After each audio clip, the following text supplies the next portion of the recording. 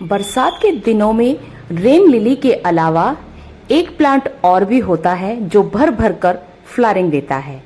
ऐसे तो बहुत प्लांट्स हैं जो रेनी सीजन में आपको फ्लावरिंग देते रहते हैं, लेकिन रेन जिस टाइम हो रही हो उस टाइम भी फ्लावरिंग होती रहे तो इससे बेटर क्या होता है। तो ये जो सामने आप प्लांट देख रहे हैं ये है मैक्सिकन पिटूनिया का पौधा, और बारिशों में अच्छी खासी भर भर के फ्लावरिंग इसमें होती है। बहुत ज़्यादा टेम्परेचर होने पर इसकी जो लीव्स थी वो सूख गई थी, लेकिन अभी जो है जैसे ही मॉइस्चर आया और जैसे ही बारिश का सीजन स्टार्ट हुआ इसमें ढेर सारी कलियां अपने आप ही बनने लगी। इसको लगाने का तरीका बहुत ही आसान है, क्योंकि इसमें जो है आप इसको कटिंग से बहुत आसानी से लगा सकते हैं। मैंने मई जून की भरी गर्मी में इसकी कटिंग्स कई जगह लगा दी थी और बहुत सारी कटिंग्स में और इकट्ठे ही जो है एक साथ ही इसमें फ्लावरिंग भी स्टार्ट हो गई, क्योंकि जिस सीजन में आप लगाते हैं उसी सीजन में ये फ्लावरिंग भी दे देता है। इसके लिए आपको नेक्स्ट ईयर का वेट करने की जरूरत नहीं पड़ती। इतना रफ एंड टफ प्लांट है कि इसकी बहुत ज्यादा केयर की भी आपको जरूरत नहीं है। 8 से 10 इंच के गमले में बहुत ही आराम से चलने वाला ये प्लांट फ्लावरिंग भी छोटे से गमले में ढेर सारी कर देता है। और फ्लावर्स का जो डिजाइन है कुछ कुछ गुड़हल जैसा मिलता है, और कलर्स की वैरायटी तो बहुत सारी है। पर्पल कलर के, व्हाइट कलर के, पिंक कलर के, न जाने कितने colours, blue colour, sky blue colour, बहुत सारे कलर्स की वैरायटी इस प्लांट में आती है। इस तरीके से इनकी स्टेम को कट कीजिए और छोटी से छोटी 2-3 इंच की भी अगर आपने इसकी कटिंग लगा दी तो फटाफट से इसकी कटिंग जो है सरवाइव भी कर जाती है। मैंने मई जून की गर्मी में ही इसकी कटिंग लगा दी थी, वो भी चल गई, और जो कटिंग्स मैंने अब रेनी सीजन स्टार्ट होने के बाद लगाई है वो भी चल गई।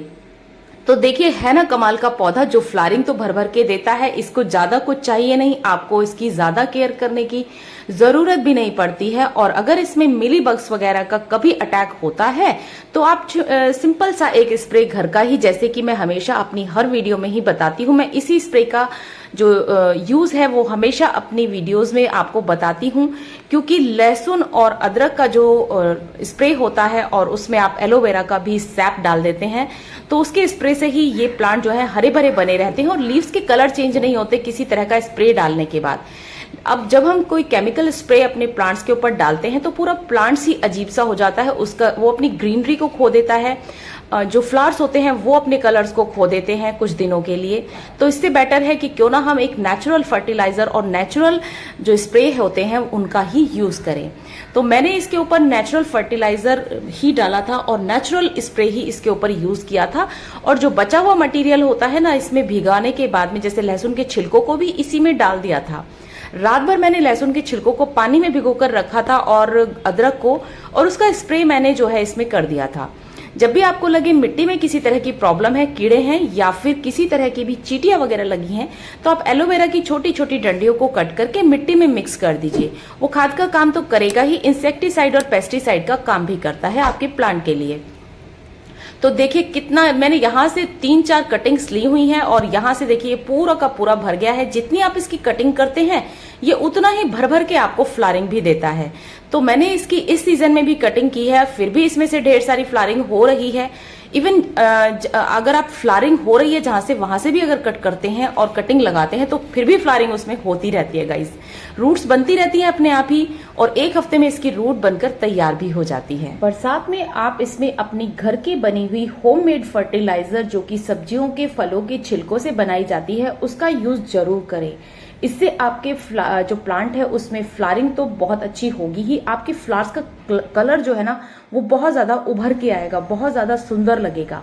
जो कलर्स हैं प्रोमिनेंट वो पूरा उभर कर आता है जब हम फर्टिलाइजर का यूज करते हैं।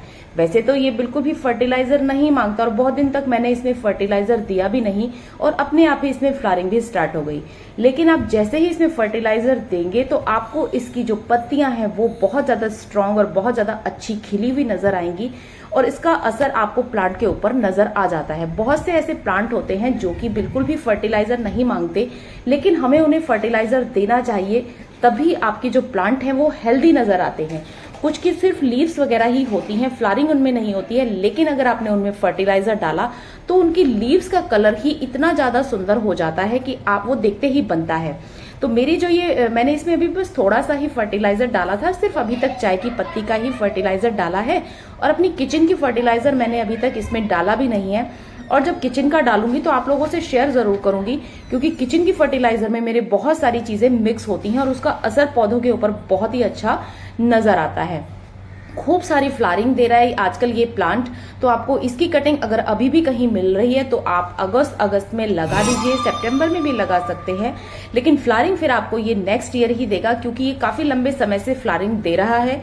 जून के लास्ट वीक से ही इसने फ्लावरिंग स्टार्ट कर दी थी और पूरी बरसातों में इसकी फ्लावरिंग चल रही है। और बरसात इवन इधर की साइड ज्यादा हुई भी नहीं है हमारे एरिया में, लेकिन फिर भी इसमें फ्लावरिंग हो रही है। और बारिश जब जिस टाइम हो रही होती है ना, उस टाइम भी इसमें फूल खिले होते हैं। तो ये एक अमेजिंग चीज है इस प्लांट के लिए। और 40 से 50 रुपए के बीच में ये प्लांट आपको नर्सरी से भी बड़ी आसानी से मिल जाएगा। इसके बहुत सारे कलर्स आते हैं, आपको सारे कलर्स इसके अगर आप लेने गए हैं तो जरूर लेकर आइएगा। इकट्ठे लगा दीजिए आप सारे कलर्स को, बहुत ज्यादा सुंदर लगते हैं, क्योंकि फ्लावरिंग इकट्ठे ही होती है। मैंने जहां पर भी इसकी कटिंग लगा रखी है उन सब में ही इसमें से फ्लावरिंग होनी स्टार्ट हो गई है। कोई भी ऐसा प्लांट नहीं है जिसमें से फ्लावरिंग ना हो रही हो। और सबसे अच्छी बात इसके कलर्स तो इसके अट्रैक्ट करते ही हैं। मैंने इस प्लांट को बिल्कुल भी खरीदा नहीं है, ये मेरी फ्रेंड की दी हुई कटिंग से ही मैंने चलाए थे। और जितने भी कलर्स हैं सबके सब मेरी फ्रेंड से ही लिए हुए हैं। मैं ध्यान रखती थी कि कौन सा कलर है, मेरे पास नहीं है बस। अब बात कर लेते हैं इसको सनलाइट की कितनी चाहिए होती है। सनलाइट इसको फुल चाहिए, बारिश भी चाहिए, और बाहर ही ये जो है पौधा फ्लावरिंग देता है। अगर आप इसे इंडोर लगाएंगे तो ये फ्लावरिंग आपको कई साल तक भी नहीं देगा। ये पूरा धूप का ही और बाहर का ही पौधा है, आप इसको इंडोर नहीं लगा सकते। और इंडोर वैसे भी कोई प्लांट फ्लावरिंग नहीं देता है। तो अब बात कर लेते हैं इसकी मिट्टी की। तो मिट्टी आपको इसकी थोड़ी रेतीली सी बनानी है, मतलब 30% आपको इसकी मिट्टी में रेत मिलाना ही है और बाकी 20% आप इसमें कंपोस्ट मिलाइए, वो भी किचन का।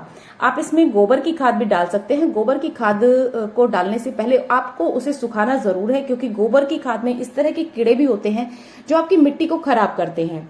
अब इससे ज्यादा इस वाली जो है प्लांट के लिए इंफॉर्मेशन की जरूरत नहीं है, क्योंकि जितनी भी इंफॉर्मेशन इस प्लांट से रिलेटेड थी वो सारी की सारी मैंने आपको इस छोटी सी वीडियो में दे दी है। अगर ये छोटी सी वीडियो आपको अच्छी लगी है तो वीडियो को लाइक जरूर कीजिए, और अगर चैनल पर नए हैं तो चैनल को सब्सक्राइब जरूर करके रखें और बेल आइकन दबाना बिल्कुल भी ना भूलें, जिससे कि मेरी सारी जितनी भी इंफॉर्मेटिव वीडियो आती हैं उनकी नोटिफिकेशन आप सभी के पास सबसे पहले पहुंचे। तो मिलते हैं किसी और इंटरेस्टिंग और इंफॉर्मेटिव वीडियो के साथ। तब तक के लिए take care and bye bye, happy gardening.